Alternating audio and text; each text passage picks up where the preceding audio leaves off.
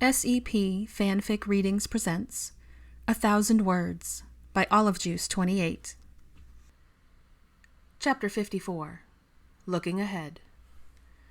With only 2.5 weeks left before NEWTs, the 8th years were extremely thankful that all of their professors were now using class time for review and study sessions, with the exception of Professor Binns. He didn't seem willing to acknowledge that the information he was so insistent on imparting was not even going to be on the exams, since it was not something typically covered before 7th-year students finished. After arguing with the translucent instructor for multiple lessons, the almost graduates decided to simply spend the hours in his room going over their notes for the material that would actually be part of the test, while he continued to drone on in his reedy voice, oblivious to their lack of attention. One evening, Hermione and Draco were sharing a couch in front of the fireplace, their textbooks and notes spread out between them as they quizzed each other on information from their potions lessons. Draco had just finished listing the ingredients for the wolfsbane potion, when Theo came over and flopped into a nearby chair, letting out a long, heavy-sounding sigh in the process. "What's that about?" Draco asked, taking in his friend's sullen expression. "I don't know," Theo groaned, scrubbing his hands over his face and slumping even lower into the chair. "Is it exams?" Hermione prodded. "Or Luna?" Draco's eyes widened in surprise at the line of questioning, curious as to how his witch would have come to that conclusion, yet she seemed to have gotten in a spot on judging from the way Theo was eyeing her warily. "Why would you think it would be Luna?" the lanky brunette asked. "Well, I know we're all a little stressed about exams, but you were just saying at dinner that you're not fussed about it anymore." Hermione shrugged. "After dinner, you left to walk her to the owlery so she could send a letter to her father. She came back a while ago by herself, and you just returned now, so—" She let her thought trail off with a small wave of her hand. "How was she when she came back?" Theo sat up and pinned her with an intense stare. "Did she seem angry? Or upset? Did she say anything?" Hermione shook her head. "No, not at all. You know Luna, she rarely gets rattled by anything. She told us the moon was almost full and that it was the perfect kind of night for the billywhigs to synchronize, and then she went in her room." "Why would you think she'd be upset?" Draco asked his longtime friend. Because I'm a complete tosser." Theo slouched back into his chair again and scowled. He stayed like that for several seconds, leaving the couple on the couch to wonder if they should ask for further explanation or just let him be, before he grudgingly went on. "She's invited me to go with her and her father this summer, to travel with them while they study the migration patterns of swoopers." He pinched the bridge of his nose and closed his eyes. Again, silence reigned for a bit, and Hermione couldn't help sneaking a look at Draco, who met her eye and winked.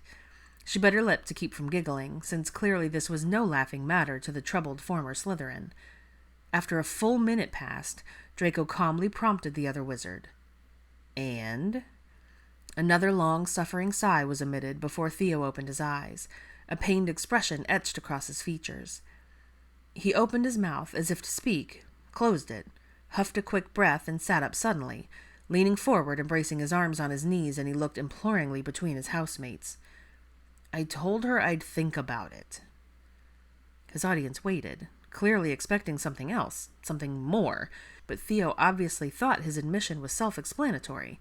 His wide, dark eyes flicked fearfully back and forth between the two of them as if awaiting a verdict. Theo?"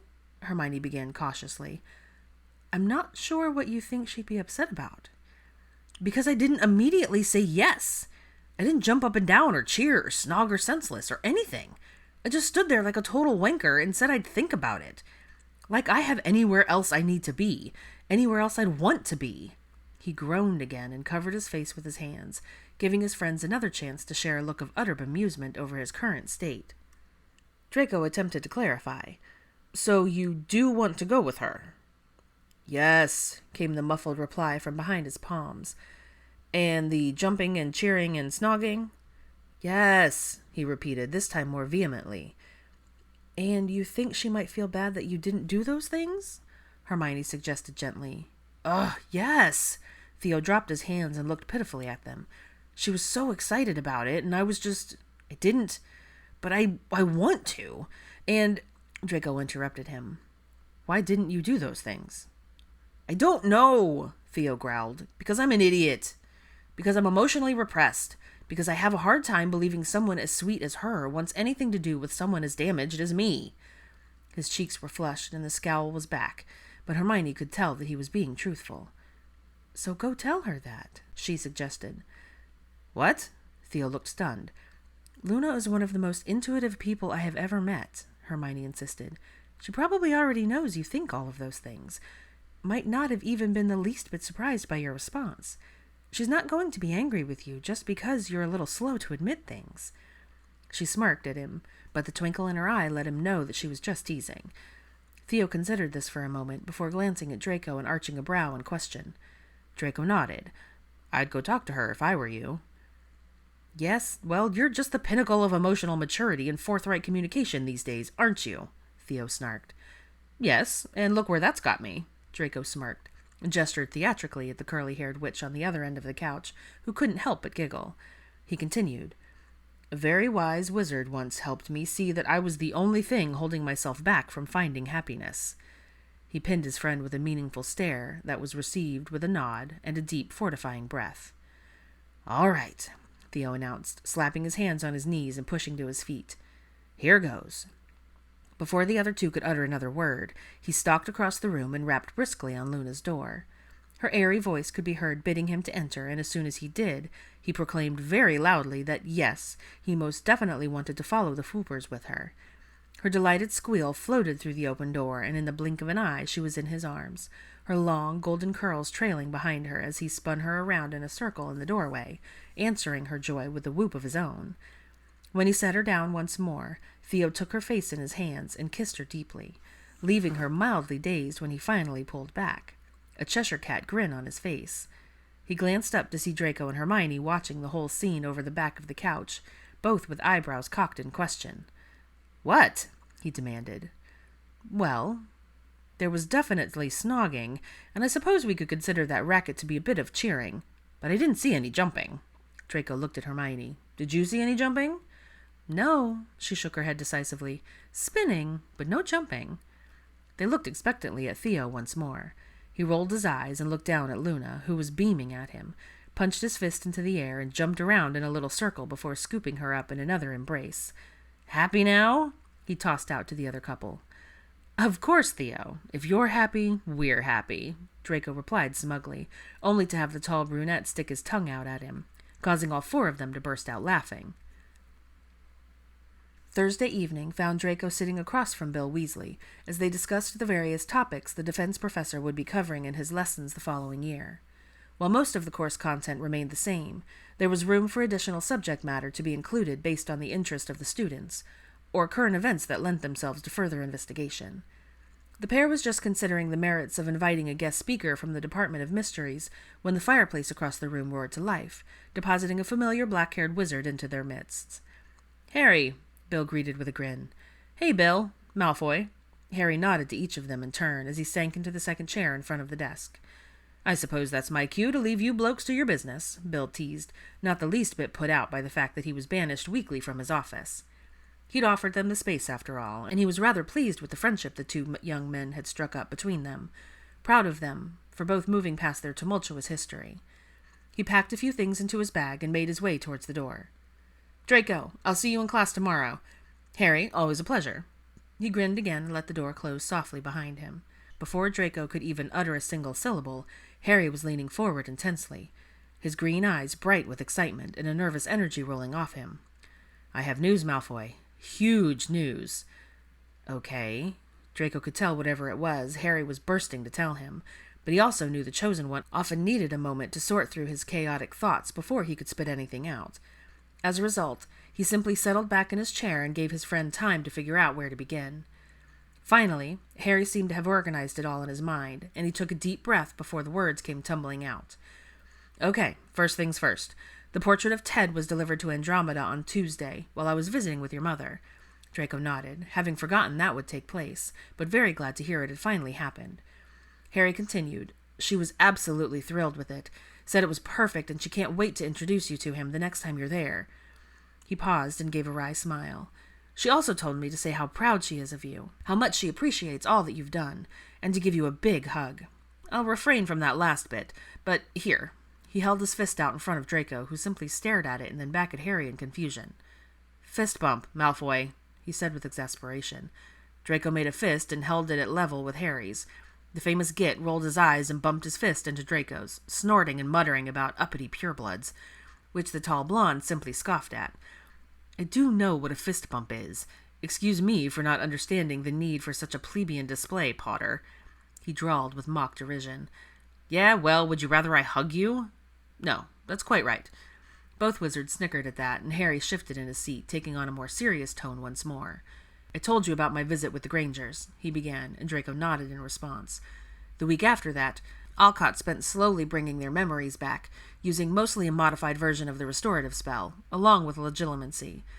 He did give them each a very small dose of Veritaserum, right before the first attempt, but none since. He paused here, and Draco nodded again. He wrote this afternoon saying that so far, everything they have been able to remember has remained intact. He's about halfway through the process, with their memories currently spanning Jeanette's pregnancy, all the way up until right before Hermione came to Hogwarts. Draco was stunned. This was amazing news, far better than he'd ever anticipated at this point. At the rate things were moving along, the Grangers could potentially have their memories completely restored by the time NEWTs were over. That's incredible, Potter, he finally managed to croak out. We need to figure out how to tell her, when to tell her. He trailed off. News of this magnitude needed to be delivered carefully, especially since there were always the possibilities she would be extremely upset with them for keeping it a secret. He met Harry's gaze with worried, creasing brow, and was surprised to see a massive grin stretched across the former Gryffindor's face. What? Alcott's going to bring them to the ceremony at the end of the year. The graduation, or whatever McGonagall is calling it. Draco's eyes bugged. Are you serious? Yep. He's confident these next 3 weeks will be more than enough time to finish the process, make sure everything is stable and permanent, and get them here safely. Harry could no longer contain his excitement and jumped up to start pacing the office. He wants to get them settled in Hogsmeade a day or two before. He wants you to meet them during that time. He stopped and looked at his counterpart, who still seemed rather overwhelmed by everything. Me? But why? Draco's mouth felt like cotton and all the blood rushed from his face. They've seen all the memories you sent, including the one you made yourself. Harry gave him a meaningful look and saw the pale blonde swallow with difficulty. According to Alcott, they are desperate to meet the... Here he used his fingers to mark quotation marks in the air, a smirk on his face.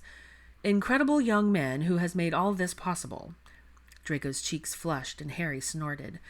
You should be glad for that. Since the first time I mentioned Hermione had a boyfriend, Edward looked about ready to strangle me. Oh, goody, Draco deadpanned. No worries, mate. Harry flopped back down to his chair he'd vacated. They're terrific, the Grangers. This has all been rather a lot for them, as you can imagine, but Alcott said the more they remember, the more at ease they seem to be with it all.